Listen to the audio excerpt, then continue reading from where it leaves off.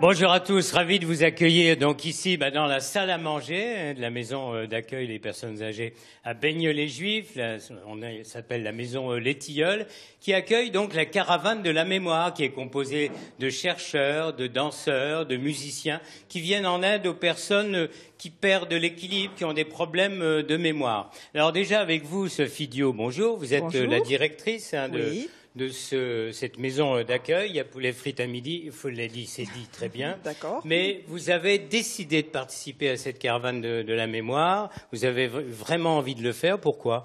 Nous avons déjà une longue histoire autour de la musique avec nos résidents qui ont toujours été très très proches de cet art. Et le côté novateur de la caravane nous a vraiment intéressés et on a souhaité vivement y participer. Alors concrètement, on en est à la 3e séance. Quel regard vous portez sur ce que vous avez découvert chez vous ? Alors chez nous et auprès de nos résidents, une grande motivation à participer aux ateliers, ce qui n'est pas toujours facile avec les difficultés liées à l'âge de les stimuler. Un vrai plaisir et des petites capacités qui commencent à revenir et à se stabiliser. À l'origine, j'allais dire, Anne Bramard-Blagny, bonjour. Vous êtes auteure, réalisatrice, productrice. Vous avez voyagé à travers le monde, beaucoup imprégné souvent par le monde de la musique. Alors, vous avez mis en place cette caravane. Comment dire sur ce départ ? Quoi dire ? Si on remonte au départ, il faut remonter très très loin. L'un des premiers voyages, et je dirais même le premier, j'étais en Amazonie péruvienne, chez les Givaro, et devant moi, une personne âgée est arrivée, clopin-clopin. Le sorcier a chanté toute la nuit, des mélopées incroyables, et le lendemain, elle est repartie droite. Et je me suis dit, plus tard dans ma vie, je parlerai de la musique. Et ça, c'était la première chance, la première raison de se mettre dans ce projet. La deuxième, c'est le croisement avec quelqu'un qui n'est pas totalement étranger ici à la Marpa de Beigneux-les-Juifs, c'est la rencontre avec Agnès Desjobert, qui était directrice à l'époque de l'abbaye de la Prée, où elle accueillait d'une part des artistes et de l'autre part des personnes âgées.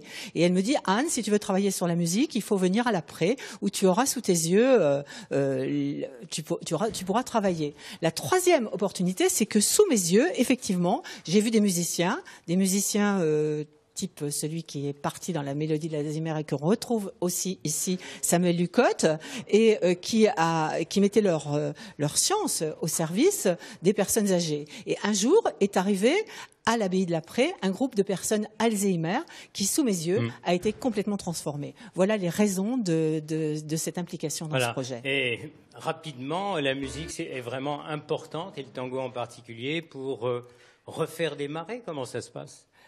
La musique, la maladie Alzheimer, les troubles neurodégénératifs qui lui sont liés, c'est une maladie. Et ce sont des médicaments qui soigneront cette maladie.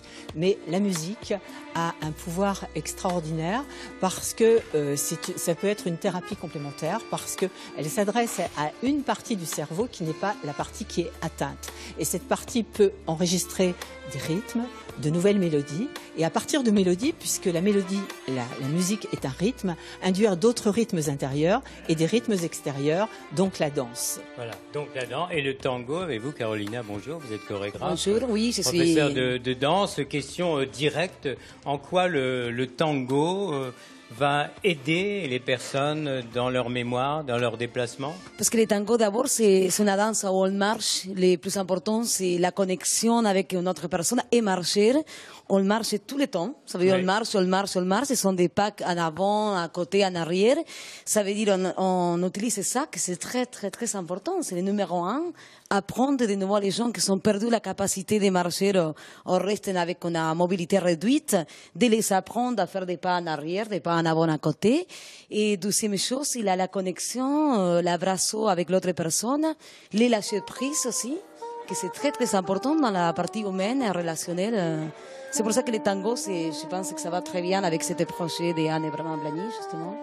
C'est excellent. Anne, on revient, parce qu'on peut le dire, les Américains travaillent beaucoup plus sur Parkinson, vous disiez, qu'ici, en ce qui concerne Alzheimer, les recherches, les approches, les travaux que vous faites tous ensemble avec cette caravane, c'est une grande première. Ça veut dire qu'il y a aussi un écho, une écoute, un accompagnement scientifique de chercheurs. Il est certain que c'est une première mondiale. Aux États-Unis, les gens ont travaillé sur la maladie de Parkinson et ont ramené par le rythme des malades dans une dynamique, dans une autre dynamique. Sur Alzheimer, non, rien n'avait été fait. Et moi, ce que je dois, ce travail que j'ai commencé, c'est avoir eu autour de moi une source, une rencontre d'énergie formidable. Julia, ma fille, qui a mis sa caméra au service de tout ça.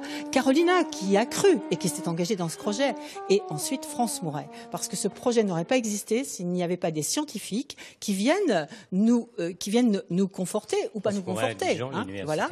Oui, elle est professeure à l'université, elle est chercheure INSERM et avec son équipe, elle fait des tests avant les différentes étapes, pendant les différentes étapes et à la fin des différentes étapes. Et ce sont les résultats de ces tests qu'on ne présume pas, on ne peut pas savoir quels vont être les résultats, mais qui permettront d'officialiser cette démarche si elle est positive. Est-ce que vous en avez besoin pour continuer? Parce que vous explorez un peu un monde inconnu et qui nous concerne tous, et nous concernera tous. Nous avons été invités par les plus grands, le professeur Ménard qui était le président du précédent plan Alzheimer, le professeur Amouyel qui travaille du point de vue génétique sur la maladie d'Alzheimer.